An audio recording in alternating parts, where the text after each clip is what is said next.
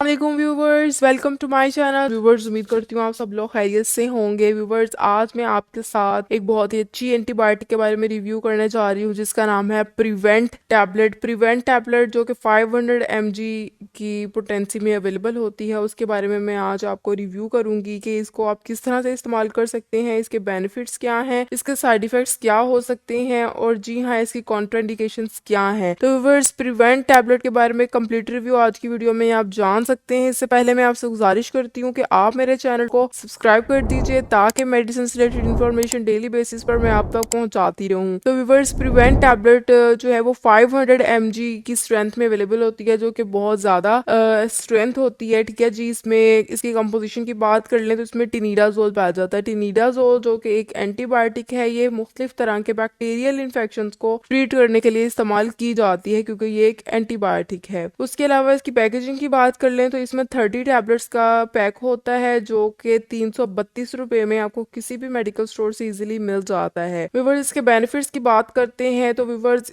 ये मुख्तलिफ vaginal infections के लिए बहुत ही ज़्यादा मुफीद है। इसको वेजाइनल फीमेल्स में वेजाइनल इन्फेक्शन को ट्रीट करने के लिए बहुत ज़्यादा इस्तेमाल किया जाता है। फीमेल्स में वेजाइनल इन्फेक्शंस हो सकते हैं जैसे कि बैक्टीरियल वेजाइनोसिस और बैक्टीरियल ट्राइकोमोनियासिस। ये मुख्तलिफ बैक्टीरियल इन्फेक्शंस हैं जो कि फीमेल वेजाइनल इन्फेक्शंस हैं। इसमें प्रिवेंट टैबलेट का इस्तेमाल बहुत ज़्यादा किया जाता है। टिनिडाजोल का इस्तेमाल किया जाता है। उसके अलावा टिनिडाजोल को मुख्तलिफ पैरासिटिक इन्फेक्शंस में इस्तेमाल किया जाता है जो कि हमारे इंटेस्टाइन में होते हैं, यानी आंतों में इन्फेक्शन हो जाता है किसी पैरासाइट की वजह से, जिसको कहते हैं जियार्डियासिस या एमीबियासिस, जिसमें हमारी आंतों में इन्फेक्शन हो जाता है और पेट में बहुत ज़्यादा दर्द रहता है, बदहजमी हो जाती है। तो इस पैरासिटिक इन्फेक्शन के केस में भी टिनिडाजोल एंटीबायोटिक का इस्तेमाल किया जाता है। उसके अलावा इसको सेक्सुअली ट्रांसमिटेड डिजीजेस जिस तरह के गोनोरिया, उसमें इसको इस्तेमाल किया जाता है और जो कि इंटरकोर्स के बाद या इंटरकोर्स की वजह से जो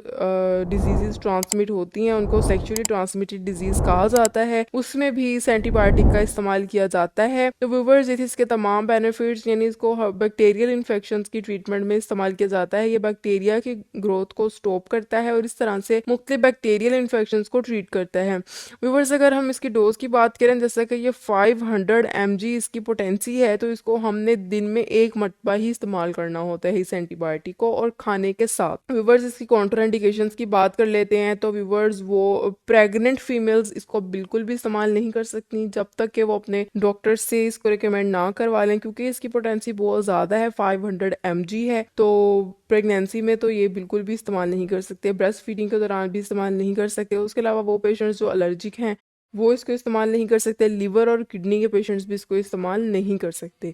तो व्यूअर्स, इसके साइड इफ़ेक्ट्स की बात कर लें तो इससे आपको स्टमक अपसेट हो सकता है, नोज़िया हो सकता है, डायरिया हो सकता है, चक्कर वगैरह आ सकते हैं, सर में दर्द हो सकता है और मुंह का टेस्ट जो है वो बहुत कड़वा हो सकता है।